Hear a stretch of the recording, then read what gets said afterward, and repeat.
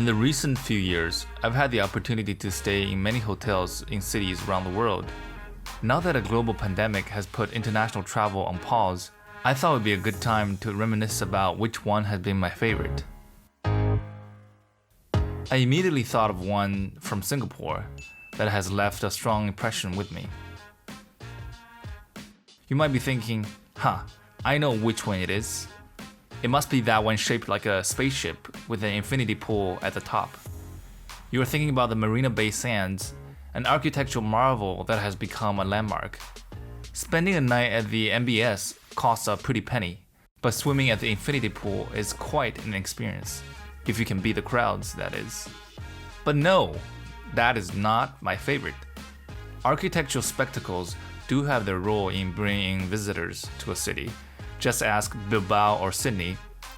But yours truly here prefers buildings of another sort, and this video explains what that is. Exactly 2.5 kilometers west of MBS lies another unassuming hotel. I booked the hotel by chance in 2017, as it's next door to the office I will be visiting. It had a great rating on Google Maps, but to be honest, I didn't expect much.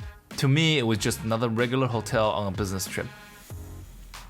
Given Singapore's geographic location, it is really hot all year round. The average temperature is between 25 to 33 degrees Celsius. Heat is simply an unavoidable aspect of life. So naturally, most buildings there, especially hotels, are enclosed for air conditioning. When we arrived at the hotel from the airport, my colleagues and I rushed out into the hotel lobby without paying much attention to the exterior facades. To our surprise, instead of checking in at the lobby on the ground floor, we were greeted by a friendly welcome staff stationed at a small counter. He buzzed the elevator for us, and we were told that check-in would be happening on level 12. That's odd, I thought, but didn't pay much attention to that fact. Upon arriving on level 12 and walking out of the elevator, we felt this refreshing wind engulfing us, blowing away the heat and humidity instantaneously. Wow, it felt like we were on a mountaintop. What was happening? My colleagues and I stared at each other in surprise and bewilderment. As we walked towards the center, the truth revealed itself. We were in fact on a mountaintop. This entire floor was right in the open. It was sort of a sky terrace carved out of the center of the building. The height of this terrace allowed for quick gusts of wind to pass through. We were essentially outside, but the heat was almost entirely mitigated by the ventilation. The initial elevator ride up from an unassuming enclosed lobby allowed us to have a more intense experience with the open space, sunlight, and breeze by enhancing the contrast between the two spaces. As we moved through them, immediately I thought of this idea that I remembered that I read as a part of a design course in university.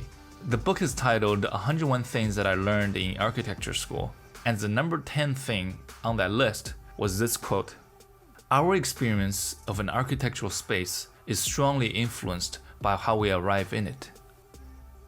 How neat is that, I thought. At that moment, I was delighted, both by the experience I had within the few minutes of interacting with the building, and by the fact that I recognized the architecture's rationale. Over the next week, I would use this building as the base to which I conducted my business. The rooms are functional, comfortable, and modern. The overall ambience is very pleasant, but something about this hotel made me really enjoy the stay there. On most days, rather than continuing to work in my room as I've done in the past, I decided to work on the terrace for no other reason than that it felt nicer. I realized that the entire building was alive in a way, as its facades and openings are covered with plants, vines, and flowers, creating its own mini biosphere.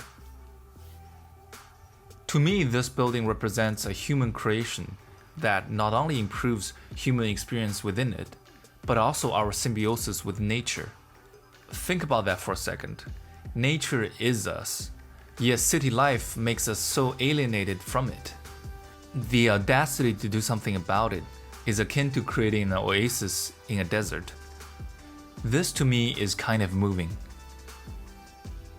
The renowned architect Louis Kahn once said that architecture is the thoughtful making of space. I definitely felt that here. In the words of the architects who designed this project, Oasia Hotel Downtown is a prototype for urban living in the tropics. Unlike the sealed skyscrapers that evolved out of the West, this tropical living tower offers an alternative. No views in this crowded downtown city center? Not a problem. Let's create our own views. Singapore's climate is way too hot? Not a problem. Let's design openings so that breeze can pass through the entire building. No nature in this concrete jungle? Not a problem. Let's grow them on the walls and in the openings. The facades of the building are in fact covered with 21 different species of creepers, along with flowers that cover the red aluminum mesh cladding. Not only does this help to drastically reduce ambient temperature from the sun, it also acts as a haven for birds and insects, reintroducing biodiversity into the city core. The tropics should embrace the warmer climate and bring in nature when possible. In a similar vein, northern cities have possibilities as well, despite their cold winters.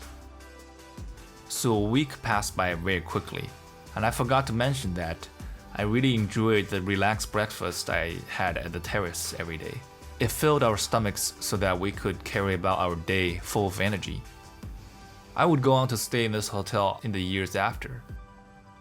And you can bet that after the world resumes normalcy, I would visit it again. And by that time, I won't be there for work. I will be there to simply lean back on the futon, sipping some tea and reading a book.